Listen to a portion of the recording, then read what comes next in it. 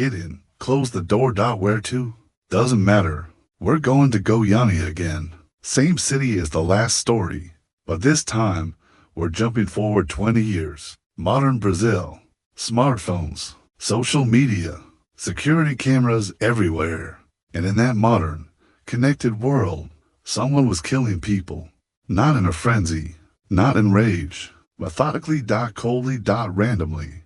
Homeless people, sex workers, women alone at bus stops, couples in parked cars. No pattern, no clear motive, just death.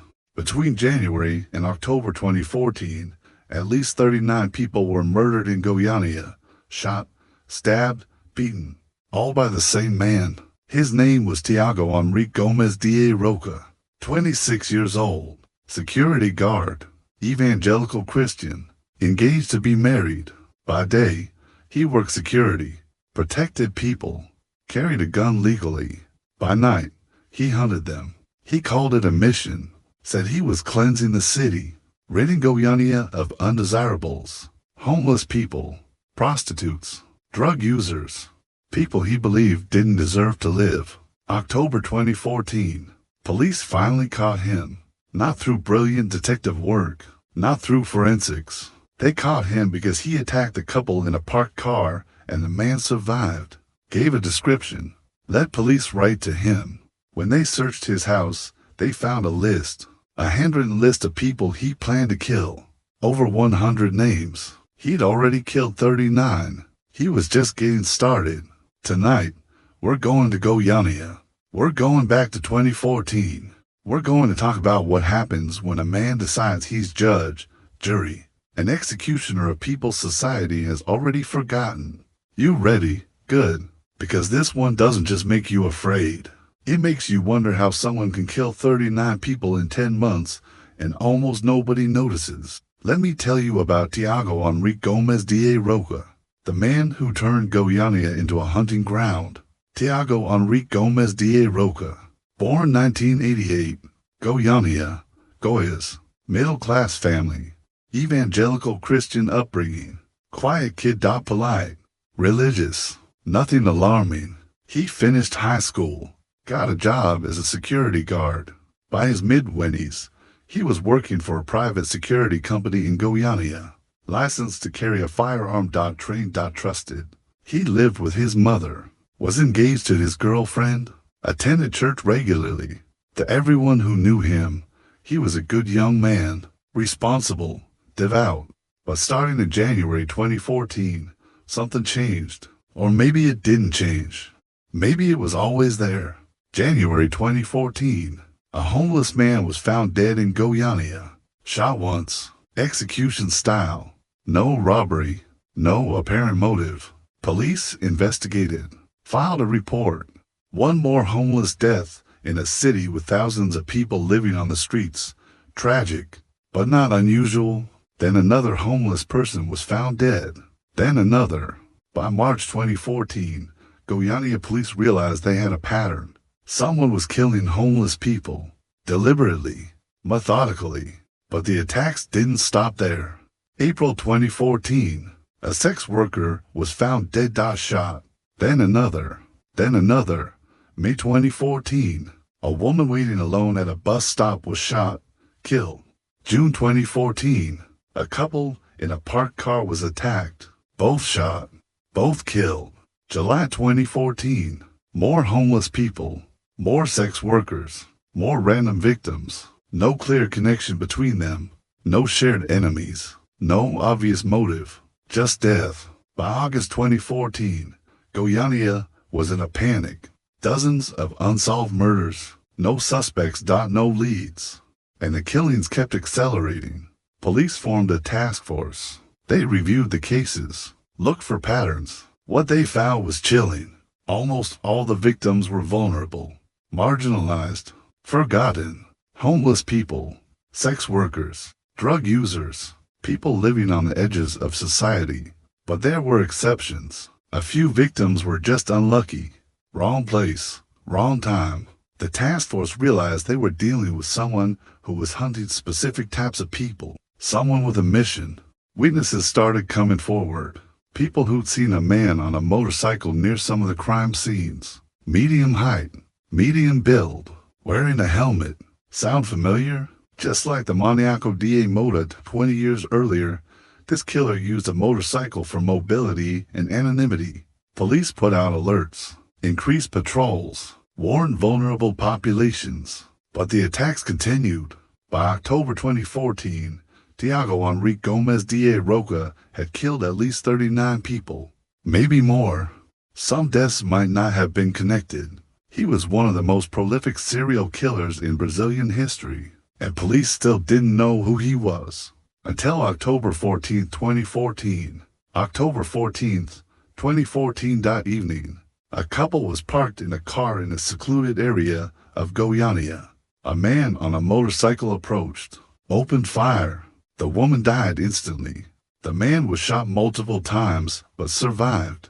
As the attacker fled, the man memorized details: the motorcycle, the clothing, the build.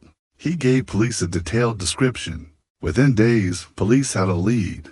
A security guard named Tiago Henrique Gomes da Rocha owned a motorcycle matching the description, lived in the area, had access to firearms. Police put him under surveillance, and on October 17, 2014, they arrested him. When police searched Tiago's house, they found evidence that shocked even seasoned investigators. A handwritten list, over 100 names. People Tiago planned to kill.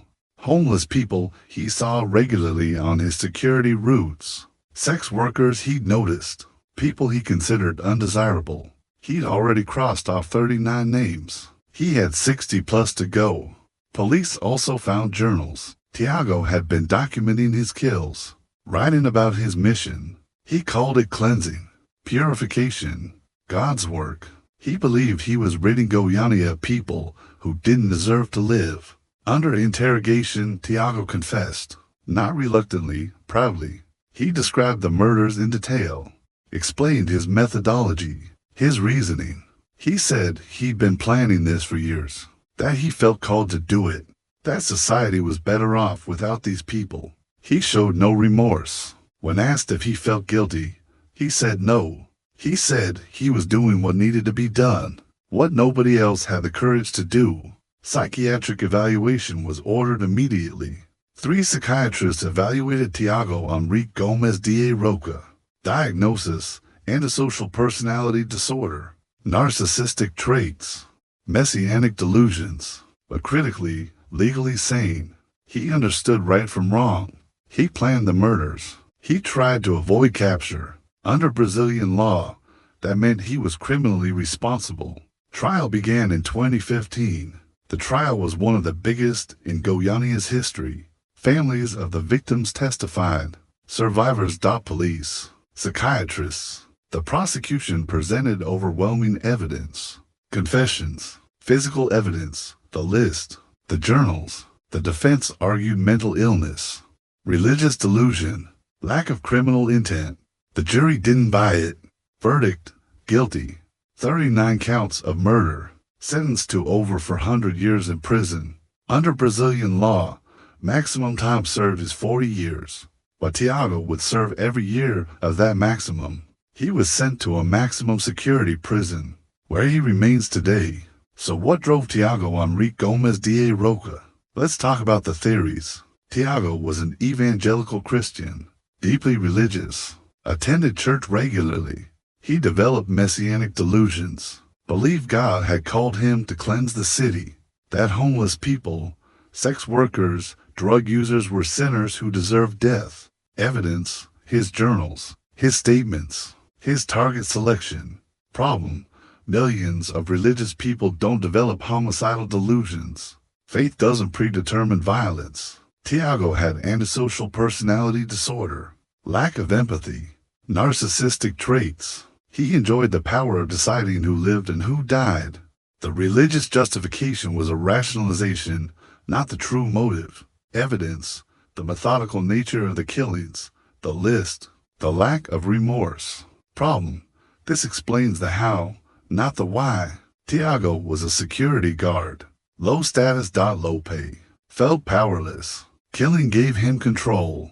made him feel powerful, superior. He targeted people even more powerless than him to assert dominance. Evidence: he chose vulnerable victims. He documented his kills like trophies. He felt proud, not guilty. This theory fits the evidence best. Tiago killed 39 people in 10 months and almost nobody noticed, because his victims were people society had already decided didn't matter. Homeless people, sex workers, drug users. When they died, no families demanded investigations. No media coverage created pressure. Tiago understood this, exploited it, just like the maniaco da Moda, just like Marcelo Costa de Andrade. Brazilian serial killers have learned that if you target the invisible, you can kill for years. How many people did Tiago really kill? Official count, 39. But investigators believe there could be more. Unsolved murders that match his pattern. Deaths that weren't connected at the time. Tiago himself said 39. But can we trust him? We'll never know for sure. Tiago Henrique Gomes da Rocha is still in prison, serving his maximum 40-year sentence. He'll be eligible for release in the 2050s. He'll be in his 60s. The families of his 39 victims live with the loss forever. Goiânia's vulnerable populations still live in fear. And the question remains, how did someone kill 39 people in 10 months before anyone noticed? The answer is uncomfortable, because people did notice. Homeless advocates noticed. Sex worker organizations noticed. But nobody with power cared. Not until a middle-class couple was attacked. Not until a survivor could give a description. Only then did the investigation accelerate. Only then did Tiago get caught. The meter's off. Goiânia is quiet tonight. Modern, connected, safe for most people. But somewhere in the shadows, there are people sleeping rough, selling their bodies, using drugs, still vulnerable, still invisible, still perfect targets for the next predator who decides they don't deserve to live. There's an ancient principle about the vulnerable, that how a society treats its most powerless reveals its true character.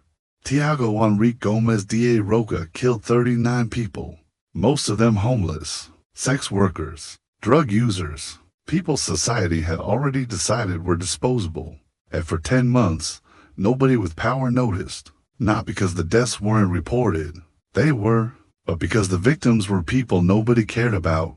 There's a truth woven into existence, that every life has value. That human dignity isn't conditional on status, wealth, or behavior. Tiago rejected that truth. He believed some people deserved to die, that he had the right to decide who. He called it cleansing, God's work, a mission, but it was murder, plain and simple. A Brazilian society enabled it by deciding his victims didn't matter. I think about the list police found in his house. Over 100 names, people he planned to kill, homeless people he saw on his security routes, sex workers he'd noticed. He had their names, their routines, their vulnerabilities. He'd been watching them, planning. And 39 of them died before he was stopped. What about the other 60+ names on that list? They're still alive, because a man survived an attack and gave police a description. Pure chance. If that man had died, Tiago would have kept killing. There's a warning in ancient wisdom about those who abuse power, about those who harm the powerless, that their judgment will be severe, that they carry a weight that doesn't go away. Tiago will spend 40 years in prison. But the weight of 39 lives, that doesn't end with a sentence. That's eternal. Hey, thanks for taking this ride with me tonight. This one's brutal, I know. 39 people, 10 months, one man with a gun and a belief that he had the right to decide who deserved to live. If this case made you think, hit that like button. Subscribe for more stories that expose not just criminals, but the societies that enable them. Drop a comment. Tell me what you think. How did Tiago kill 39 people before being caught? What does this case reveal about how society values certain lives? What should justice look like for someone like him? I read everyone. Share this with someone interested in criminal psychology, in the vulnerabilities of marginalized populations, in the systems that fail to protect the powerless. Next case. New story. Same cab. Until then, remember, serial killers thrive in the shadows, and society creates those shadows by deciding some people don't matter. Every life matters. Every single one.